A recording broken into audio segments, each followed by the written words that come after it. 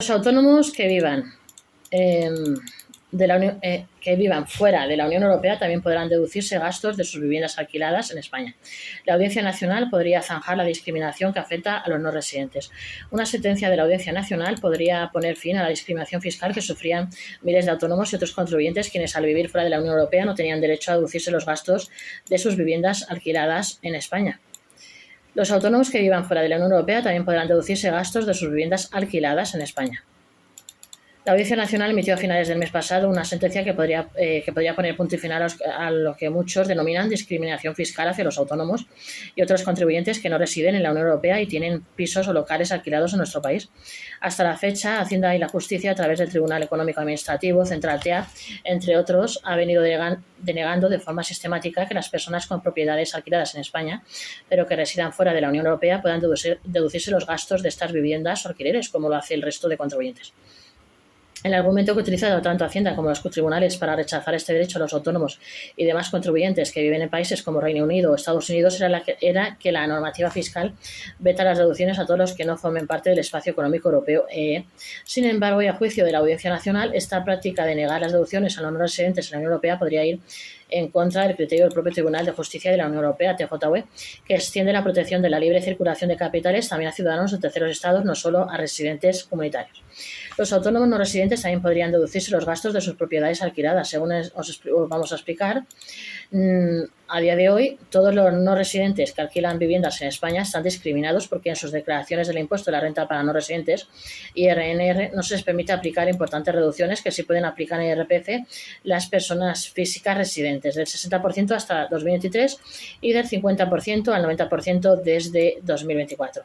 Además, los no residentes extracomunitarios también están discriminados respecto de los residentes en la Unión Europea o en el espacio económico europeo, puesto que estos pueden descontar todo tipo de gastos relacionados directamente con los inmuebles y pagar el IRNR sobre el rendimiento neto aplicando un tipo del 19%, mientras que los extracomunitarios deben tributar sobre los ingresos brutos sin poder descontar ningún gasto y aplicando un tipo del 24%. Con la nueva sentencia de la Audiencia Nacional, contra la que todavía cabe recurso, podría zanjarse esta discriminación. El caso partía de una contribuyente residente en Estados Unidos que declaraba el impuesto sobre la renta de no residentes, IRNR, los ingresos procedentes del alquiler de una vivienda situada en Barcelona. Hasta ahora la Administración Tributaria venía rechazando que este tipo de contribuyentes pudieran deducir gastos relacionados con la obtención de estas rentas. El argumento se basaba en que la normativa del IRNR únicamente permite esas deducciones a residentes en la Unión Europea o en el espacio económico europeo, siempre que exista un efectivo intercambio de información. El Tribunal Económico Administrativo Central TEA había respaldado esta postura, subrayando que la ley española no contempla esa posibilidad para residentes de terceros países y que, en cualquier caso, el convenio de doble imposición con Estados Unidos ya ofrece fórmulas para evitar cargas fiscales excesivas.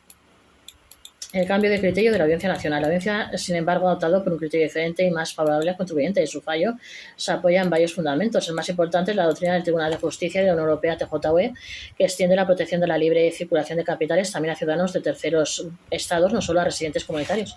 Además, hay sentencias del Tribunal Supremo de 2018 que ya aplicaron este principio en el ámbito del impuesto sobre sucesiones y donaciones, reconociendo el derecho a la adopción en supuestos similares.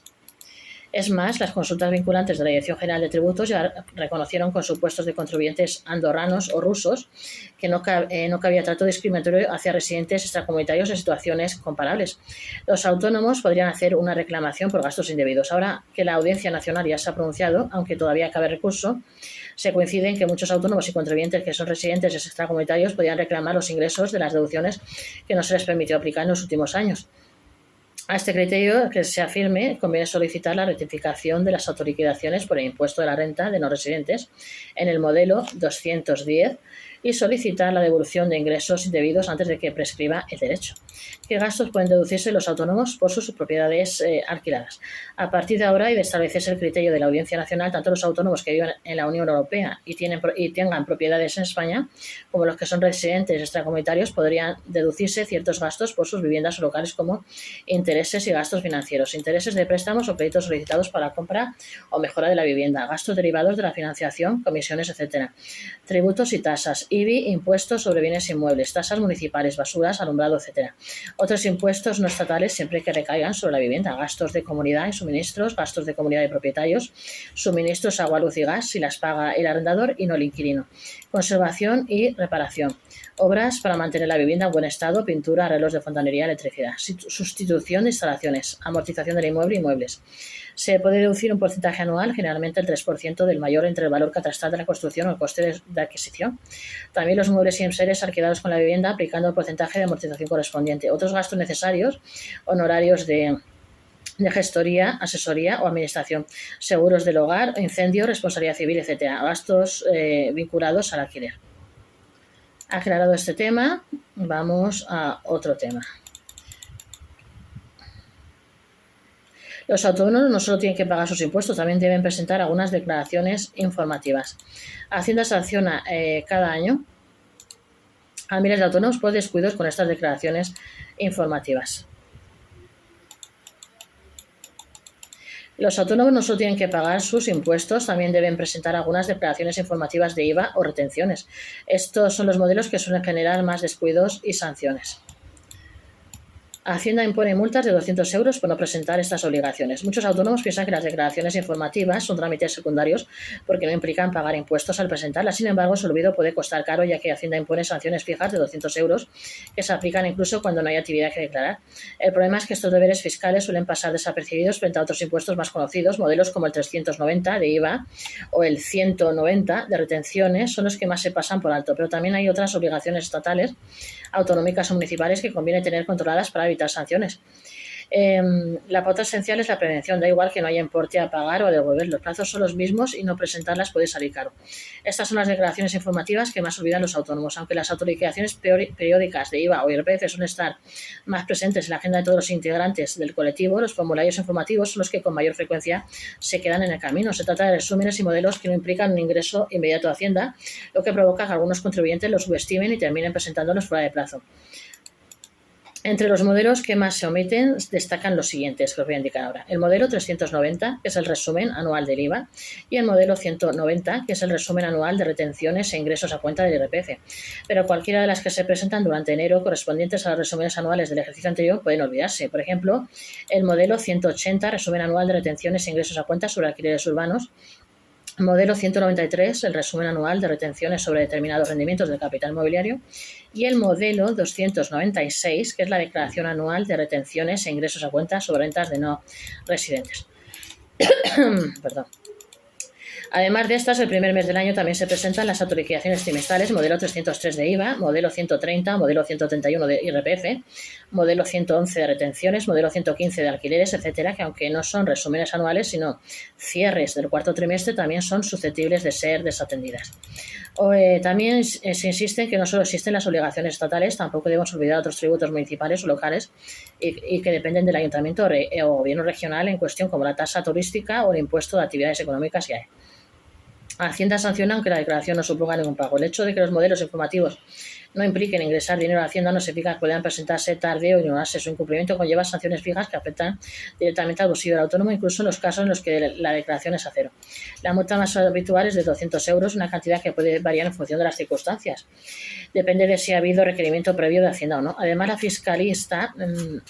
como fiscalista detallamos que sobre esa cuantía se aplican reducciones significativas, un 30% por conformidad, un 40% adicional por pronto pago y un descuentos adicionales si el contribuyente no recurre la sanción. Funciona de forma similar a las multas de tráfico. Si se paga en el periodo voluntario fijado en la notificación y no se recurre, la reducción es importante.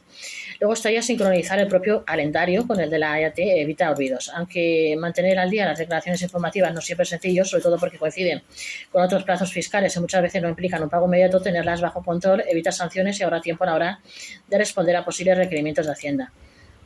La clave está en organizar un calendario propio y sincronizarlo con el de la agencia tributaria. Lo más útil para estar al tanto de los plazos es sincronizar el calendario del contribuyente de la EAT con el suyo propio o el de su gestor o el de nosotros los gestores para tener delante todas las fechas de presentación.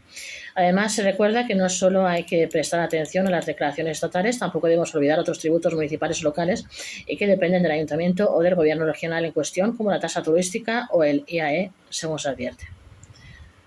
Aclarado este tema, nos vamos a otro que veamos también interesante.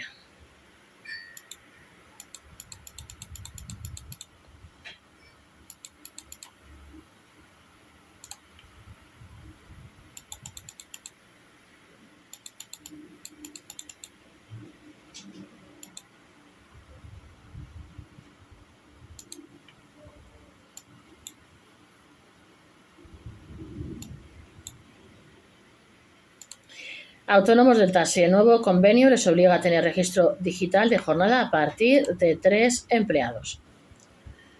La norma incrementa sus costes laborales, pero también fomenta el relevo generacional. Tras 8 años sin autorizarse, este lunes entró en vigor. A ver.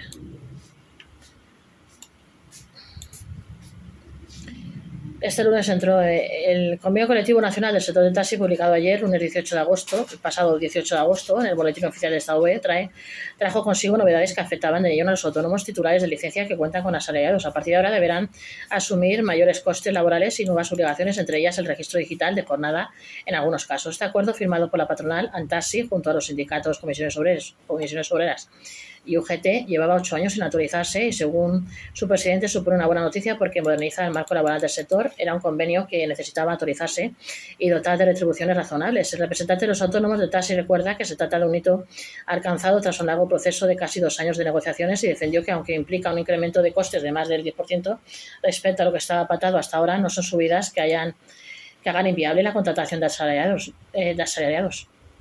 En las nuevas obligaciones y costes para los autónomos de taxi.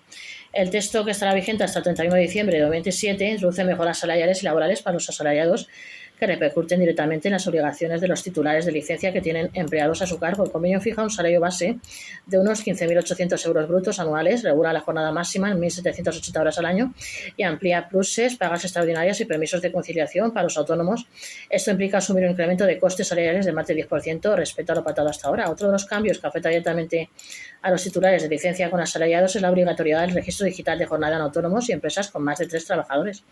Se aclara que la cuestión es que el registro de la jornada ya es un hecho, no es una novedad. La Inspección de Trabajo ya lo verifica periódicamente y explica que lo que han hecho en el convenio es autorizarlo conforme a la normativa legal, introduciendo la posibilidad del registro telemático para empresas con más de 3 asalariados. En la mayoría de los autónomos que tienen 1 o 2 trabajadores seguirá llevándose de forma convencional. Luego están las medidas para asegurar la continuidad del taxi. Más allá del impacto inmediato en costes, se defendió que estas mejoras para los asalariados son también una inversión en la continuidad del sector. Se recuerda que alrededor del 20% de los asalariados del taxi han acabado accediendo a una licencia y convirtiéndose en autónomos, porque es muy raro que un profesional adquiera una sin tener experiencia previa. Se subraya que este mecanismo interno de renovación ha sido la forma en que el taxi ha mantenido vivo su tejido empresarial durante décadas, lo que le ha llevado a no conocer prácticamente el paro. El convenio da un paso más al reconocer a los asalariados como conductores profesionales, lo que abre la puerta a que puedan beneficiarse en el futuro de coeficientes reductores de jubilación anticipada con el 100% de la cotización reconocida. El profesional, la referencia del taxi es mucho más atractiva. El taxi ofrece condiciones laborales dignas, mientras que en las VTC hemos visto precariedad y alta rotación. Este convenio marca la diferencia. El nuevo convenio aporta seguridad jurídica a los autónomos del taxi. Otro aspecto relevante para los titulares de licencias es que el nuevo convenio homogeneiza las condiciones laborales en todo el país, algo que hasta ahora solo ocurría en comunidades como Andalucía o en casos concretos como Barcelona. Se trata de una garantía, ya que los autónomos necesitaban certezas, y este convenio sienta una base común a nivel nacional y da seguridad a quienes contratan y garantías a los trabajadores. Sienta una base común para todos los titulares de licencia en España de seguridad jurídica y consolida el sector. Que también recalca que en ningún caso los convenios regionales podrán empeorar estas condiciones, sino únicamente mejorarlas. La negociación no fue sencilla, tal y como se prolonga durante 22 meses, tuvo que pasar varias veces por el Servicio Interconfidencial de Mediación y Arbitraje SIMA y hasta llegó a la Audiencia Nacional tras impugnaciones de otras asociaciones. Este convenio sale adelante con el visto bueno de la Administración y los agentes sociales. Todos debemos estar satisfechos. Pese el aumento de costes para los autónomos con asalariados, el presidente Antaxi se mostró satisfecho con el resultado. Insistió en que a partir de ahora un conductor de taxi cuenta con seguridad, continuidad y hasta la posibilidad de jubilarse anticipadamente con el 100% de la cotización. Esto no lo ofrece ningún otro colectivo.